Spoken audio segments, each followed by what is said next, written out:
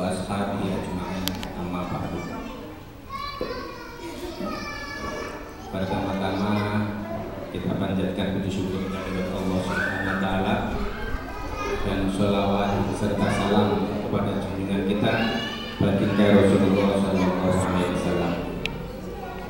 Bapak Ibu hadirin yang dimuliakan Allah Subhanahu wa taala, juga anak-anak sekalian. Pertama kami ucapkan terima kasih sebesar-besarnya kepada Bunda Eli dan tim.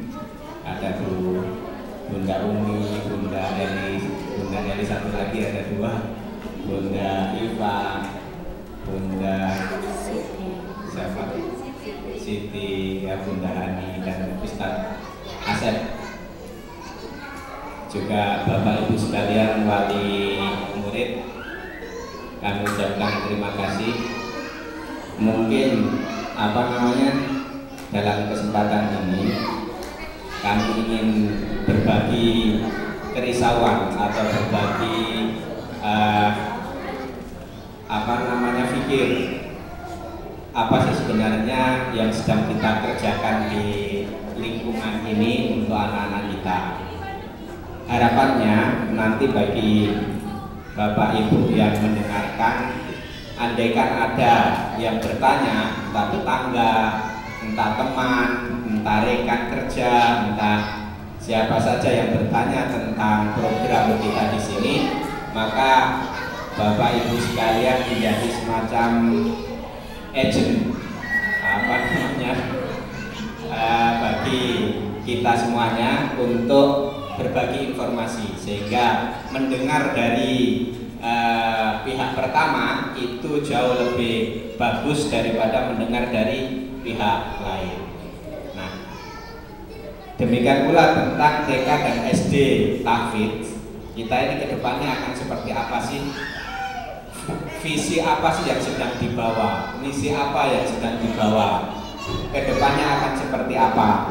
Kira-kira saya siapkan presentasi ini dalam waktu yang cukup singkat. Tadinya saya niatkan ini akan saya lakukan sosialisasi ini semacam open house kepada calon-calon murid SD, kemudian beberapa TK terdekat kita undang, warga kita undang itu di bulan Maret 2015. Tapi kata Bu Eli, Pak, ini ada penerimaan raport sekalian aja deh gitu. Jadi ini dalam waktu 2-3 hari kami siapkan. Tapi apa yang kita pikirkan sudah tercermin lah kira-kira dalam presentasi ini.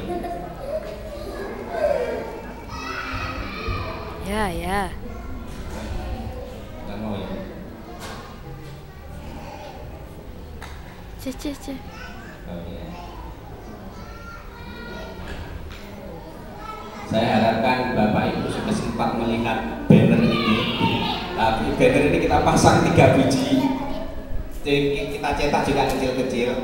Tapi ternyata anginnya cukup kencang. Jadi dalam 2 hari udah rontok semua. Insya Allah nanti Pak Wandi yang akan masang dengan lebih bagus. Dikasih bambu katanya pinggir-pinggirnya. Jadi ini kira-kira SD yang akan kita buka itu targetnya itu dalam 6 tahun anak-anak itu hafal 5-10 juz.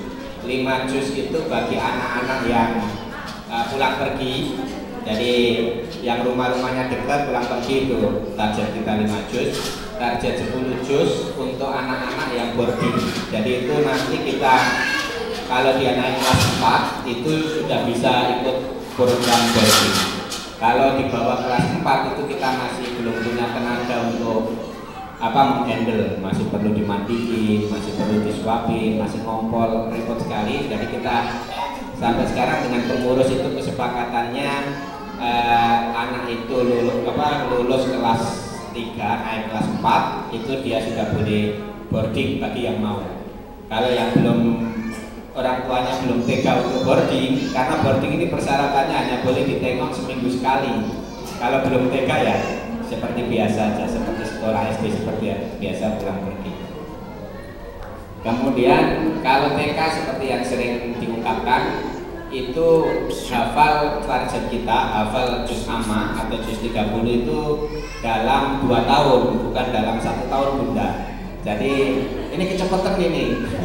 Ya, 1 tahun hafal juz amma itu terlalu cepat, tetapi sangat bagus gitu. Kalau bisa begitu sekali. Tapi target yang kita setting itu dalam 2 tahun kelas A, kelas B itu selesai juz amma. Dan kami sudah survei ke beberapa tempat termasuk ke Surabaya, itu mampu. Jadi anak-anak ini hafalannya sangat cepat. Hanya selama ini dia didorong untuk menghafalkan lagu-lagu, akhirnya lagu-lagu dihafal banyak gitu kan. Nah sekarang kita alihkan aja, tetap sambil bermain, tetap sambil enjoy, tapi hafalannya bukan lagu-lagu, hafalannya ayat-ayat suci Al-Quran. Kemudian harapan kita untuk SD nanti itu tentu makhraj bacaannya yang bagus, standar tahfidz, kemudian secara akademis berprestasi. Artinya SD ini nanti tetap kita bangun seperti kurikulum Kemendiknas. Jadi apa yang diwajibkan oleh Kemendiknas itu tetap kita berikan sesuai dengan aturan, plus hal-hal yang di luar itu yang sunnah. Kalau kurikulum itu ada yang kurikulum wajib, ada yang kurikulum sunnah. Yang sunnah itu kita agak pikirkan, kita isi dengan tahfidz, termasuk ekstra kurikuler yang ada ekstra menari, biasanya tempat lain kan ada ekstra menyanyi, ada ekstra kurer, segala macam itu relatif kita alihkan semuanya ke ekstra kurikuler untuk tahfidz. Anak-anak yang rajin ibadah, taat orang tua, sayang adik kakak, mandiri, kreatif, inovatif, itu cita-cita kita. Nah, kita mulai, anak kita itu mau kita inspirasi seperti apa? Pasti semua orang tua pengen, kami juga. Kalau besar saya pengen anak saya sukses saja. Artinya semua orang tua pengen itu. Pengen anaknya itu kalau gede sukses. Macam-macam lah definisi sukses ada di ini kita masing-masing, tapi kita pengen anak kita itu lebih baik dari kita, lebih baik dari orang tuanya dalam segala hal. Kemudian, nah ini yang cita-cita kita, anak kita itu pengen sukses, tapi jalan untuk kesana itu sangat banyak, termasuk inspirasi yang akan diambil pun sangat banyak, sesuai dengan definisi sukses yang ada di otak kita masing-masing. Nah, ini inspirasi yang ada di sekitar kita. Bisa jadi definisi sukses itu menjadi seperti Ronaldo, kaya raya, gitu kan, segala macam. Kemudian dari PlayStation itu banyak definisi sukses juga, termasuk rocker juga sukses Bu, kalau mau didefinisikan sukses. Ada grup band yang sukses, berbagai macam program TV menginspirasi. Film-film pun demikian, komik, Superman, Batman, Star Wars, apalagi lah segala macam itu menginspirasi sukses bagi anak-anak kita. Cuman pertanyaannya, apa benar kita memang pengen menginspirasi anak kita dengan definisi sukses seperti ini? Saya sering bertanya kepada diri saya sendiri, sukses seperti apa untuk saya, sukses seperti apa untuk anak-anak ini ke depan.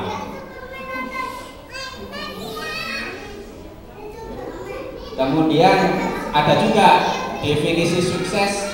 Kalau ini sampai kita ketemu di pelajaran SMP SMA, itu Charles Darwin, itu penemu teori The Origin of Species, itu menginspirasi dunia Bu, menginspirasi dunia untuk mendefinisikan sukses. Jadi dalam teori ini mungkin kita sangat paham ketika belajar biologi di SMA ya, SMP. Itu makhluk hewan lah yang tinggi kan, yang dia pengen sukses itu adalah makhluk yang bisa mengalahkan yang lainnya. Jerapah itu yang sukses itu kenapa kok lehernya panjang gitu kan? Karena yang lehernya pendek itu udah dimusnahkan, yang panjang ini dia bisa memakan makanan yang tinggi-tinggi. Akhirnya yang lehernya panjang itu yang sukses. Yang lehernya pendek nggak dibagi makanan itu oleh yang panjang, nggak dibagi ke yang pendek pada akhirnya itu menginspirasi Hitler. Itu 150 juta manusia dalam perang itu meninggal, perang dunia pertama itu karena inspirasi itu, bahwasannya gen yang terhebat itu adalah gen Arya, yang lainnya adalah gen yang idiot sehingga harus dimusnahkan. Stalin, Lenin itu terinspirasi oleh teori ini tanpa sadar, padahal teori ini hanya berbentuk buku, tetapi karena dipelajari di sekolah, diseminarkan, didiskusikan, diterbitkan dalam bentuk jurnal, akhirnya menginspirasi tokoh-tokoh, lahirlah tokoh-tokoh seperti ini. Kemudian boleh juga, mungkin banyak anak-anak kita dan mungkin sebagian dari kita juga terinspirasi dengan Albert Einstein, teori relativitasnya, dengan Stephen Hawking, ini tokoh fisika, luar biasa pemikiran-pemikirannya. Isaac Newton. Isaac. Iya, jadi penemu teori gravitasi. Jadi ini inspirator, tanpa sadar mereka ini adalah inspirator. Anak kita mungkin, bahkan kita sendiri mungkin terinspirasi juga dengan seperti ini, teori-teori ini. Tetapi apa ya, anak kita akan kita biarkan hanya terinspirasi dengan ini. Mereka tidak salah dengan teorinya, bahkan teorinya sangat mempengaruhi dunia. Yang salah hanya satu, mereka tidak mendapat hidayah. Apakah salah siapa mereka tidak mendapat hidayah? Salah kita juga, mungkin kita dakwah ke sana. Jadi jangan sampai anak-anak kita hanya terinspirasi dengan sosok ini, karena mereka nanti akan bilang ini pun orang hebat meskipun dia tidak sholat, tidak muslim.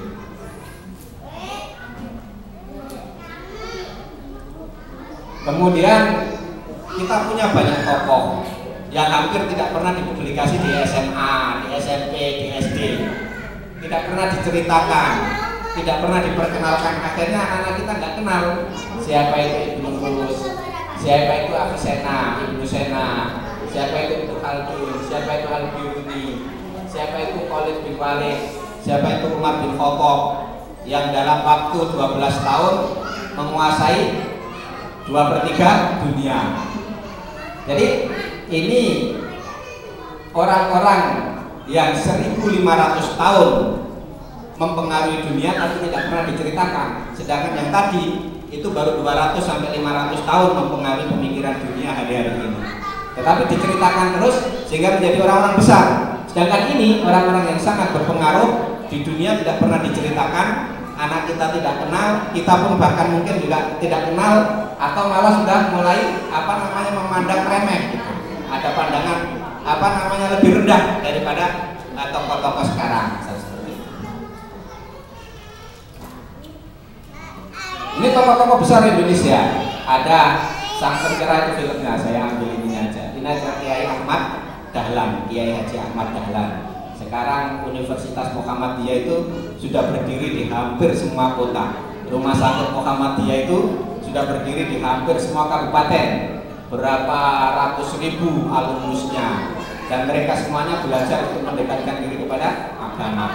Ini karena ada inspirasi dari Kiai Haji Ahmad Dahlan. Beliau mungkin tidak sampai mendirikan segala macam itu, tetapi inspirasi pemikirannya itu hidup sampai dengan sekarang, dan mungkin masih akan hidup sekian ratus tahun, sekian ribu tahun lagi. Yang kedua ini Kiai Haji Hasyim Asy'ari. Beliau ini pendiri Nahdlatul Ulama. Pesantren Nahdlatul Ulama itu ada di hampir setiap kabupaten. Mungkin tidak menamakan diri sebagai Nahdlatul Ulama, mungkin pesantrennya pesantren apa, tetapi inspirasi pemikirannya adalah inspirasi Kiai Haji Hasyim Asy'ari. Buya Hamka di penjara, beliau berhasil merumuskan tafsir Al-Azhar. 2 tahun di penjara selesai ketika orde lama. Jadi ini inspirator yang tidak pernah diceritakan di sekolahan. Tetapi tanpa mereka Indonesia wajahnya pasti sangat berubah, pasti sangat berbeda tanpa beliau-beliau ini. Kalau ini Wali Songo, Bahkan sekarang karena saking tidak pernah didiskusikan di kelas, tidak pernah disampaikan, itu mulai ada orang-orang yang kayak dalam tanda petik menganggap remeh jasa Wali Songo. Padahal ini Wali Songo ini 40 tahun mereka ini berdakwah di Pulau Jawa. Pulau Jawa ini yang dari Buddha, Hindu itu menjadi Islam. 40 tahun itu seluruh Pulau Jawa ini. Kalau tidak ada beliau ini, mungkin hari ini kita masih Buddha, Hindu. Itu tidak disadari dan tidak pernah disampaikan. Kita sekarang ini bisa bersyahadat karena beliau-beliau ini. Tanpa beliau, ini kerajaan ini bukan namanya Indonesia. Kerajaan ini mungkin masih namanya masih Majapahit. Kemudian banyak lagi berbagai macam buku yang tak pernah didiskusikan, tokoh-tokoh yang tak pernah didiskusikan, akhirnya tidak memberi inspirasi. Nah, kita harapkan kita bagian yang menghidupkan kembali inspirasi yang sudah ada. Inspirasi itu sudah ada, tapi tidak pernah disatukan dalam satu kurikulum yang membuat anak-anak kita itu tergerak hatinya. Nah, Bapak Ibu hadirin sekalian, itu tadi kita ingin menjawab anak kita ini mau kita inspirasi dengan apa? Kira-kira arahnya sudah ketemu. Nah, kenapa kok mau menginspirasi itu membentuk satu jiwa? Itu kok mulainya dari program takfir, program Al-Quran,